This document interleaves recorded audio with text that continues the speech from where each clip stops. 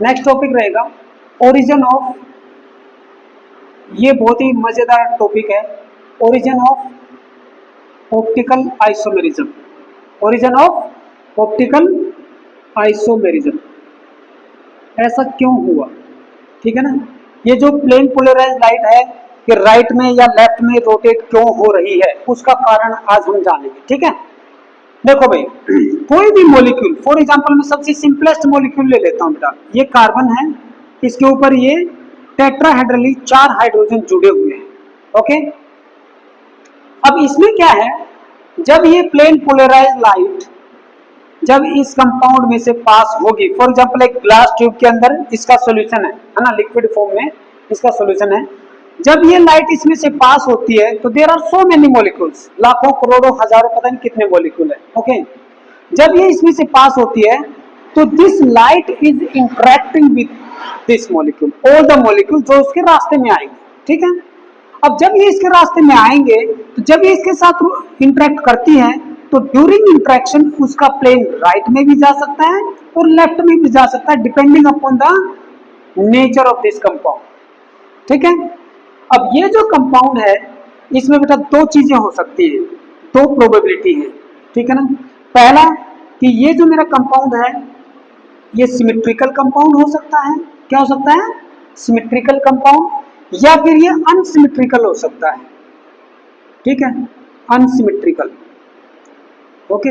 या तो compound symmetrical होगा या अनसिमेट्रिकल होगा। सिमेट्रिकल कौन सा, किसको बोलेंगे, सिमेट्रिकल कंपाउंड हम किसको बोलेंगे, देखो भाई, कोई भी कंपाउंड सिमेट्रिकल होगा अगर उसमें at least one of the symmetry element is present.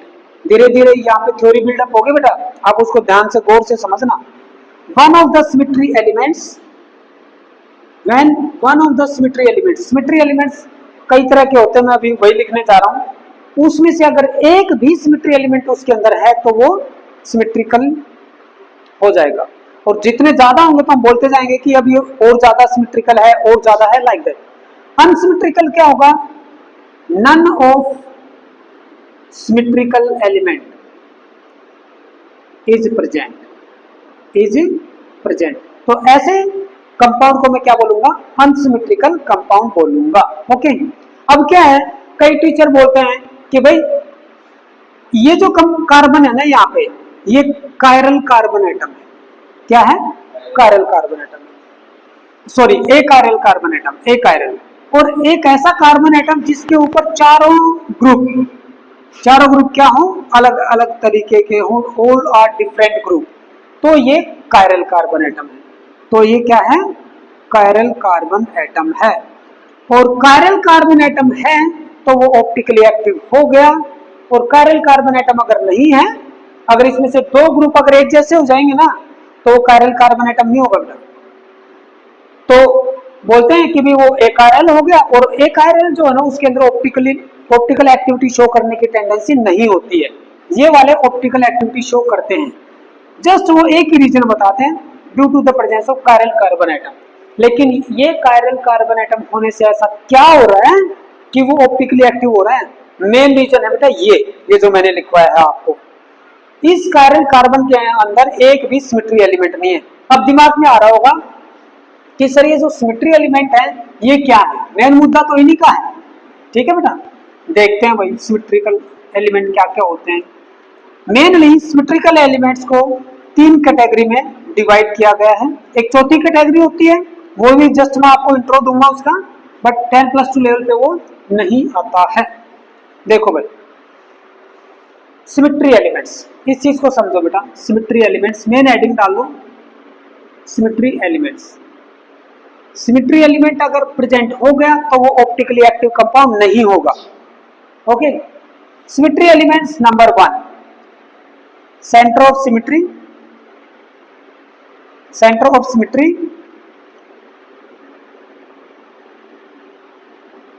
Centre of symmetry हो सकता है। दूसरा लाइन ऑफ सिमेट्री हो सकता है, लाइन ऑफ सिमेट्री बोल देते हैं इसको, या फिर हम इसको एक्सिस ऑफ सिमेट्री भी बोल देते हैं, axis of symmetry, axis of symmetry. And third one is plane of symmetry. ठीक है, ये तीन मेनली हमारे क्या होते हैं, सिमेट्री एलिमेंट होते हैं।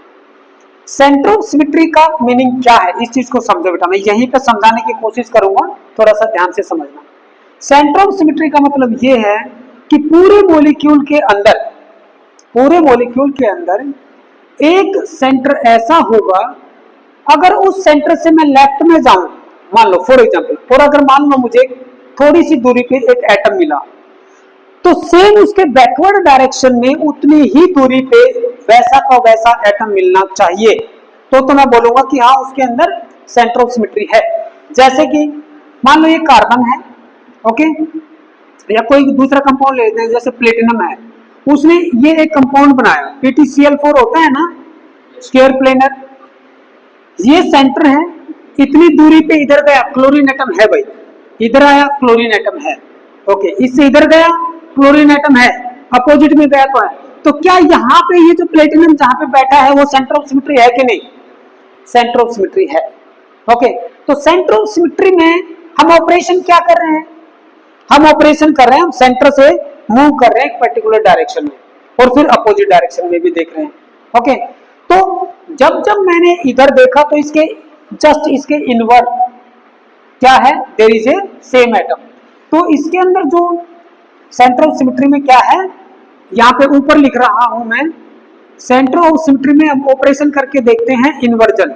इन्वर्जन मतलब वापस अपोजिट डायरेक्शन में जाना। ओके, एग्जांपल जैसे आप हम लिख देते हैं PtCl4 में सेंटर ऑफ इन्वर्जन है। Okay, now line of symmetry या एक्सिस ऑफ सिमेट्री। अब इस कंपाउंड को ले लो, ये लो, ये लो, ये लो, ये लो, क्या मीथेन के अंदर सेंटर ऑफ सिमेट्री है? कैसे बताइए, बताओ। ये जो कार्बन एटम है, ये भाई साहब, ये कार्बन एटम टेट्राहेड्रली सराउंडेड है। अगर ये कार्बन एटम, फॉर एग्जांपल यहाँ पे कार्बन एटम, मैं मान लेता हूँ यहाँ पे कार्बन एटम है, एक हाइड्रोजन एटम यहाँ पे है, ठीक है, दूसरा यहाँ पे है, तीसरा यहाँ पे है, और चौथा इस डायरेक्शन में ऐसे। तो इसका मीनिंग क्या है, यहाँ पे अगर मान लो मैं इस सेंटर से ऊपर चला तो हाइड्रोजन है, क्या इसके नीचे डायरेक्शन में हाइड्रोजन है? जस्ट इसके रिवर्स, जस्ट इसके इनवर्स नहीं है। तो this carbon is not having centre of symmetry. Okay, लेकिन ये तो एक एलिमेंट की बात हुई है, अगला देख लेते हैं, axis of symmetry. Axis of symmetry का मतलब ये होता है, जैसे ये जो बॉन्ड लाइन है ना, ऊपर की तरफ, अगर इस बॉन्ड लाइन के अलोंग, यानी कि H और C वाली जो बॉन्ड लाइन है, इसके अलोंग मान लो मैंने सेंटर से होती हुई एक एक्सिस पास की, ठीक है, सेंटर से होती हुई, और अगर मान लो मैं इसको 120 डिग्री ऐसे रोटेट करूं, ये H1 है, ये H2 और ये H3, मैंने क्या किया, 120 डिग्री इसको ऐसे रोटेट कर दिया, क्योंकि तीनों के तीनों क्या है, नीचे प्लेन में है, एक ही प्लेन में, एक वहां पे है, एक यहाँ पे है, और एक यहाँ पे, तीनों हाइड्रोजन। तो भाई अगर मैं इसको रोटेट करूंगा तो H1 यहाँ चला जाएगा, H3 यहाँ जाएगा, और H2 यहाँ जाएगा, आएगा कि नहीं? I mean to say that there is a axis of symmetry. ठीक है, बॉन्ड रोटेशन कितनी हो रही है? 120। अगर मैं 360 को 120 से डिवाइड कर दूं, क्या आया?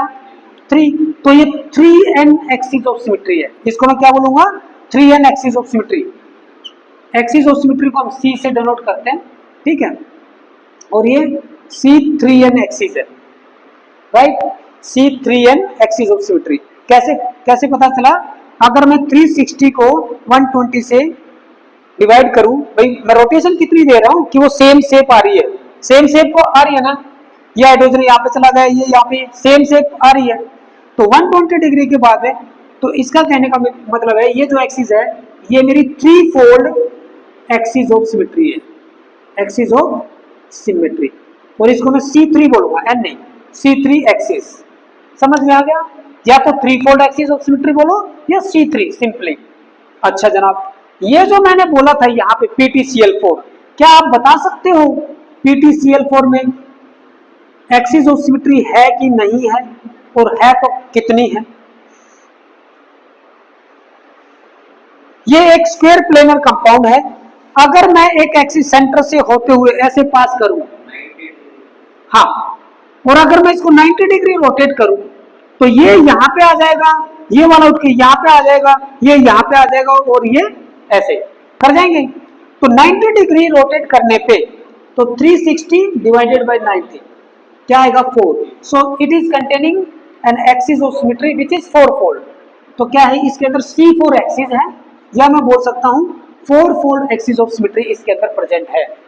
एक्सिस ऑफ सिमेट्री है भाई उसके अंदर। समझ में आ गई ये कॉन्सेप्ट? तो मुझे ये बताइए ऑपरेशन क्या करके देख रहे हैं हम इसके अंदर। जब मैं axis of symmetry find out करने की कोशिश कर रहा हूं तो ऑपरेशन क्या करके देख रहे हैं हम? Operation is rotation. क्या करके देख रहे हैं हम? Operation is rotation. समझ में आ गया? इतना नोट डाउन करो, यहां इन 2 पॉइंट को कवर अप करो विद एग्जांपल, फिर उसके बाद में हम ये करेंगे। ठीक है, जल्दी नोट डाउन करो बेटा, फास्ट। समझ में आ रही है ना चीजें? बस समझ में आना चाहिए कि भाई सेंटर ऑफ सिमेट्री क्या है। ठीक है, उसके अंदर हम ऑपरेशन क्या करके देख रहे हैं। वो ऑपरेशन करने के बाद अगर सेम शेप आ जाए तो समझ लो कि वो सिमेट्री एलिमेंट उसके अंदर है, अवेलेबल है।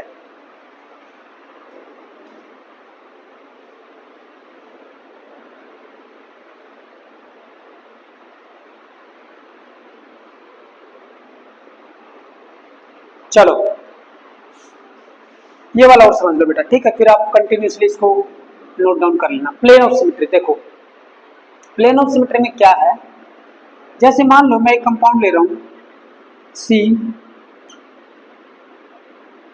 H H H और H। जैसे मैंने ये कंपाउंड लिया, ठीक है बेटा, ये वाला कंपाउंड ले लिया मैंने। नहीं तो चलो एक काम करते हैं, मैंने एक काम करो, ये Cl यहाँ पे चेंज कर दिया, ओके, यहाँ पे ये F लगा दिया, ओके, ये वाला S ले लिया। ठीक है, अब बताओ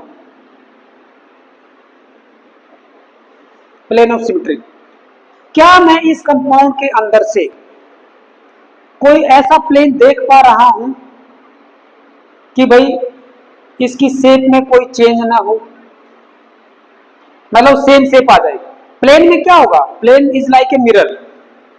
ठीक है, मिरर उसमें से पास करेंगे। जैसे देखो मैं आपको समझाने की कोशिश करता हूं, इस मॉलिक्यूल को मैं 3D बनाने की कोशिश करता हूं। ये जो मॉलिक्यूल है, ये तो ये और ये एक प्लेन में ले लेते हैं, दिस इज टुवर्ड्स अस। ठीक है, ये हमारी तरफ है, टुवर्ड्स अस। कैसे? हमारी तरफ, ऐसे इस साइड में है थोड़ा सा, ठीक है ना। और ये जो ना अंदर की तरफ है, तो इसको मैं ऐसे डिनोट कर दूं। ठीक है, this is wedge and this is dash. Dash होता है अंदर की तरफ, वैज होता है हमारी तरफ। आपको थोड़ा विजुअलाइज भी हो रहा होगा, है ना। ये हाइड्रोजन, ये कार्बन, ये तो है तीनों एक प्लेन में, इस बोर्ड के प्लेन में। ये फ्लोरीन है हमारी तरफ और क्लोरीन है अंदर की तरफ। ओके, अब मैं क्या करूं, अब मैं ऐसा करता हूं, फ्लोरीन, कार्बन और ये, जैसे मान लो फ्लोरीन है इस डायरेक्शन में, ऐसे थोड़ा सा बाहर की तरफ है, ऐसे इस डायरेक्शन में, और क्लोरीन है ऐसे। तो मैं इस डायरेक्शन में, मतलब कहने का मीनिंग ये है, इसको एक काम करते हैं, थोड़ा सा और अच्छा अगर शो करना है तो मुझे एक काम करना पड़ेगा, यहाँ पे मैं ले लेता हूँ हाइड्रोजन और हाइड्रोजन, और यहाँ पे ले लेता हूँ मैं फ्लोरीन एंड क्लोरीन। अब थोड़ा सा और अच्छा आ जाएगा। देखो ये तीनों एक प्लेन में है, और थोड़ा सा अच्छा समझ में आएगा। अगर मान लो इसी प्लेन में मैं एक प्लेन पास करता हूं ऐसे, तो वो जो प्लेन होगा उस प्लेन को मैं ऐसे शो कर दूं इस टाइप में। मान लो ये एक ऐसे प्लेन मैं पास कर रहा हूं, ये वाला प्लेन है, ठीक है बेटा, ये वाला प्लेन जो ऐसे पास कर रहा हूं, तो वो इसको बीचों बीच नहीं काटेगा। उस प्लेन के एक हाइड्रोजन उस साइड में है और एक हाइड्रोजन इस साइड में है, ये वाला, ठीक है ना। तो क्या एक दूसरे की मिरर इमेज नहीं बन रही है? बन रही है ना, मतलब सेम रिफ्लेक्शन आ रहा है। तो हम यहाँ पे ऑपरेशन क्या करके देख रहे हैं, हम देख रहे हैं रिफ्लेक्शन करवा के देख रहे हैं। Operation is reflection. ओके, जब उस मॉलिक्यूल के अंदर से प्लेन पास किया गया। एक और एग्जांपल लेते हैं, जैसे मान लो प्लेटिनम है, ये क्लोरीन, ये क्लोरीन, ये क्लोरीन और ये क्लोरीन। मैं एक ऐसा प्लेन, ये पूरे प्लेन में है सारे के सारे, ये वाला प्लेन अगर मैं ऐसे पास करूं इसके अंदर से, इसके मॉलिक्यूल में से ये वाला प्लेन ऐसे, तो देखो दोनों मॉलिक्यूल को सेम इक्वल हाफ में बांट रहा है ना, ठीक है। ये क्लोरीन इधर चला जाएगा, ये क्लोरीन इधर, मिरर में देखेंगे तो, है ना, तो उसकी शेप में कोई चेंज नहीं आ रहा ना, प्लेन ऑफ सिमेट्री अवेलेबल है इसके अंदर, ये वाला भी है, ठीक है। क्या मैं ऐसे अगर एक प्लेन पास करूं, ये वाला, ये देखो बिल्कुल ऐसे, ये मेरा हाथ दिख रहा है ऐसे इस टाइप में, तो देखो ये इसको रिफ्लेक्ट करेगा, यानी कि ये यहां चला जाएगा, ये यहाँ पे, ये वाला यहाँ पे, ये वाला यहाँ पे, शेप में कोई चेंज नहीं आएगा, तो ये भी एक प्लेन ऑफ सिमेट्री है, ये वाला भी एक प्लेन ऑफ सिमेट्री है, ऐसे ऐसे अगर करूंगा तो। So there are many planes in this molecule, लेकिन इसके अंदर केवल एक ही प्लेन है, कौन सा? एक ऐसा प्लेन जो इस क्लोरीन, कार्बन और फ्लोरीन को एक ही प्लेन में ले रखा है, और इनको, ये हाइड्रोजन यहाँ पे है वो ऐसे, और ये वाला हाइड्रोजन अंदर की तरफ है और ऐसे काटा है, तो इसकी मिरर इमेज उधर बन जाएगी, उसकी इधर, तो शेप ऑफ द मॉलिक्यूल में कोई चेंज नहीं हो रहा है आफ्टर पासिंग द प्लेन, तो it is also having a one plane, ठीक है। देखो यहाँ पे तीन तरह के ग्रुप हैं, 1 2 3, ये सेम आ गया। अगर मान लो मैं इसको हटा दूं और मैंने लगा दिया ब्रोमीन, क्या इसके अंदर सेंटर ऑफ सिमेट्री है? नहीं है। क्या इसके अंदर लाइन ऑफ सिमेट्री है? अगर मान लो मैं एक एक्सिस ऐसे पास करूं और रोटेट करूं, तो क्या सेम आ जाएगा? नहीं आएगी, सेम आपकी शेप नहीं आएगी, डिफरेंट होगी, ठीक है ना। इसकी पोजीशन सेम डिफरेंट हो चुकी है, सेम शेप नहीं आएगी, ठीक है ना, स्पेशल अरेंजमेंट डिफरेंट हो जाएगी। क्या इसके अंदर प्लेन ऑफ सिमेट्री है? हम ये लेके पास कर रहे थे ऐसे, क्या वो एक दूसरे की मिरर इमेज बनाएंगे? तो इसके अंदर एक प्लेन ऑफ सिमेट्री भी नहीं है, यानी कि इस मॉलिक्यूल के अंदर न तो सेंटर ऑफ सिमेट्री है, न इसके अंदर एक्सिस ऑफ सिमेट्री है, और न इसके अंदर प्लेन ऑफ सिमेट्री है, यानी कि there is no symmetry element in this compound when the carbon is having 4 different group. तो इसलिए अब जो है ना, ये एक ऑप्टिकली एक्टिव कंपाउंड हो गया, और ऐसे कार्बन को बोला जाता है chiral carbon atom, chiral carbon atom, और you can say unsymmetrical carbon atom, क्योंकि इसके अंदर सिमेट्री किसी टाइप की है ही नहीं, तो अनसिमेट्रिकल कार्बन एटम है ये, ठीक है। और कायरल कार्बन एटम, आपसे पूछा जाएगा कि डिफाइन कायरल कार्बन एटम, तो आप क्या बोलोगे? A carbon atom which is bonded to 4 different type of group or atoms, that will be chiral carbon atom, and in that case it is not having a center of symmetry, plane of symmetry or axis of symmetry, it is not having any type of symmetry elements। समझ में आया? क्या आप plane of symmetry देख सकते हो एक molecule के अंदर अवेलेबल है कि नहीं?